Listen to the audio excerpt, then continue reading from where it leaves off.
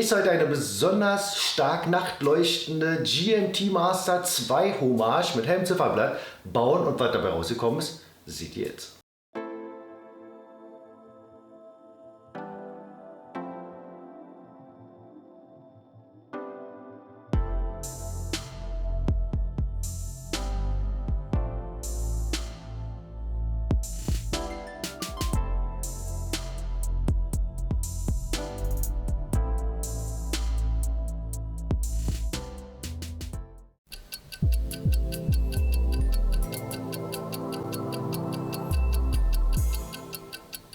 Herzlich willkommen auf dem Kanal DIY Uhrenbauer. Ich bin Sascha und hier bekommst du eine ganze Menge Reviews, Tutorials und alles mögliche rund um das Thema Uhren bauen.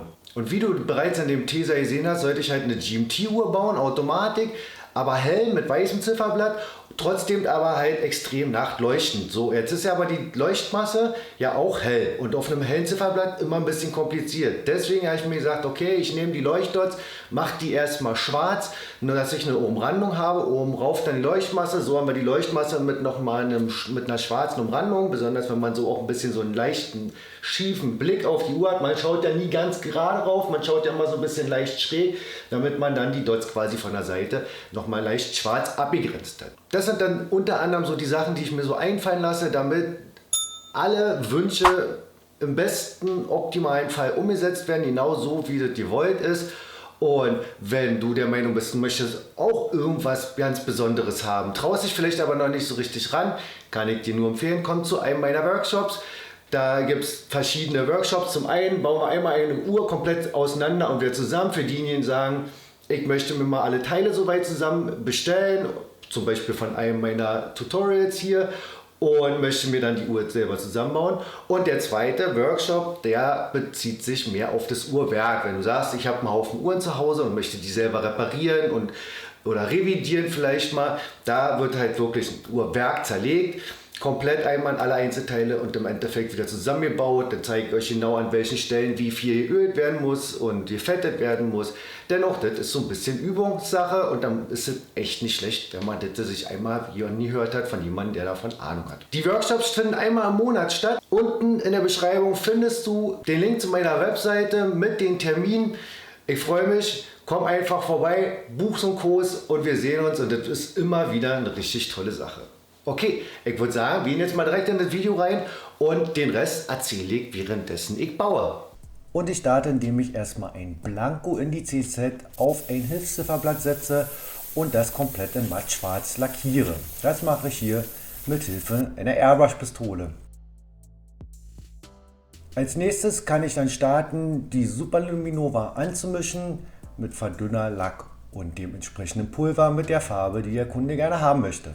Dann benetze ich die Dots mit der Leuchtmasse. Das mache ich schön dick, umso mehr Pigmente, desto mehr leuchtet es später im Dunkeln. So, da werden erstmal alle 11 Indizes gemacht. Dann mache ich gleich noch die Zeiger mit. Die Zeiger sollen ja auch leuchten. Die werden von hinten entsprechend benetzt.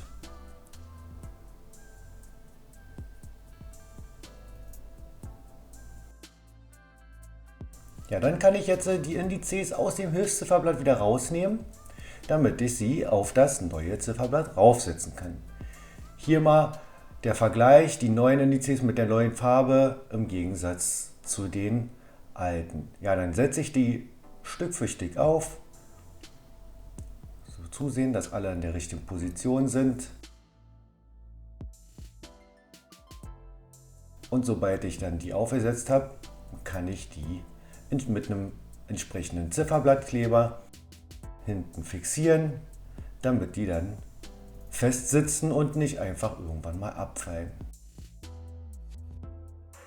Danach kann ich dann schon loslegen und im Grunde das Zifferblatt auf das Werk aufsetzen. Der Kleber muss natürlich ausgehärtet sein. Wir haben ja auch ein individuell bedrucktes Zifferblatt. Und bevor ich jetzt den Zeiger setze, muss ich das Werk erstmal in die Mitternachtsstellung bringen. Das heißt, ich drehe so lange an der Krone, bis das Datum umschaltet. Dann kann ich anfangen, Stück für Stück alle 4 Zeiger zu setzen. Dabei ist ganz wichtig, darauf zu achten, dass alle 4 Zeiger sehr schön parallel zueinander stehen. Die dürfen nicht irgendwie der eine hoch, der andere runter stehen. Das führt später dazu, dass sie sich beim Übereinanderlaufen berühren können und dann bleibt die Uhr sofort stehen. Deswegen immer wieder aufs Neue die Kontrolle.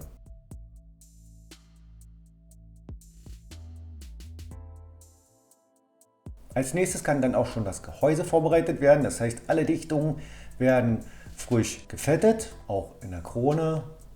Kronendichtung sehr, sehr wichtig. Die muss schön dicht sein. Oftmals ein Knackpunkt, wo Undichtigkeiten entstehen. Ja, hier über die Benetzungsbox kann ich dann die Ohrringe auch fetten und auch reinigen. Wenn ich meine alte Dichtung habe, dann kann ich die da reinigen und gleich wieder fetten. Setze ich ein, dann kommt noch der Deckel raufgeschraubt und dann kann ich als nächstes starten und das Glas einsetzen. Das sollte hier ein Saphirglas sein, was beidseitig entspiegelt ist. Das heißt also Saphirglas genommen, beidseitig entspiegeln lassen und das kann ich dann jetzt, es ist Gehäuse fertig, soweit einpressen. Ja, über die Glaspresse ist es eine relativ einfache, schöne, komfortable Sache. Das Glas hier aufgesetzt, vorher natürlich alles vernünftig gereinigt und mit dem passenden Aufsatz ist dann eingepresst. So schön ringsrum einmal und damit ist das Gehäuse schon mal vorbereitet.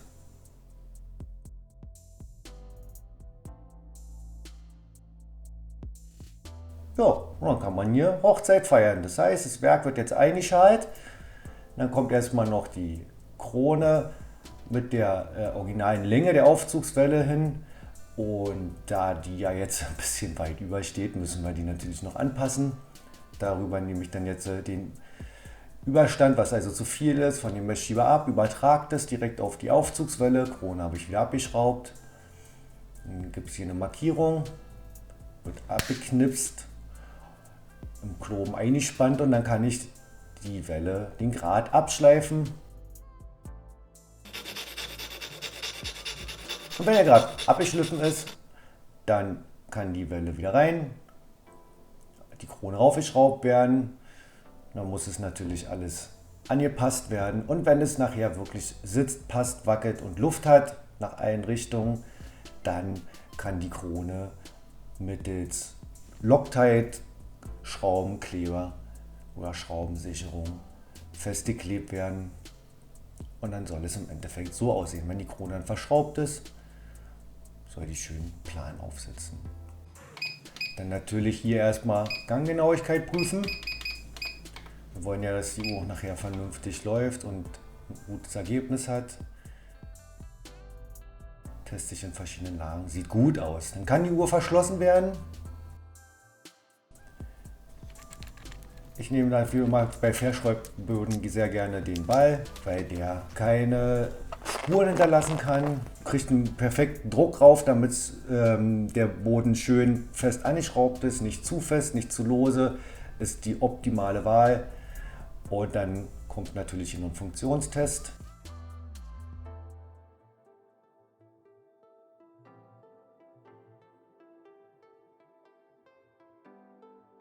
Wichtig, schaltet das Datum um Mitternacht. Ja, macht es. Sehr gut. Jo, Krone verschrauben, sitzt, sieht super aus. Dann muss natürlich erstmal noch überall die ganze Schutzfolie abgemacht werden. Damit wir dann jetzt als nächstes das Armband anbauen können.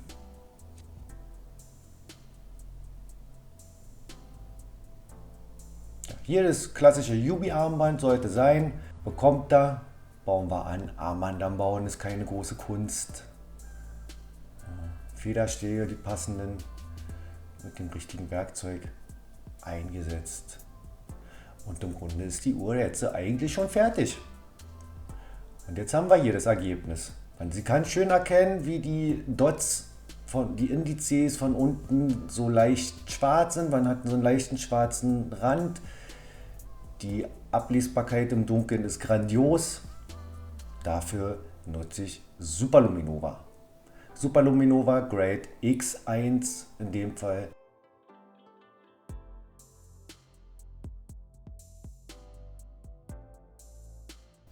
wird sie schön verpackt. Kommt noch eine Garantiekarte dazu.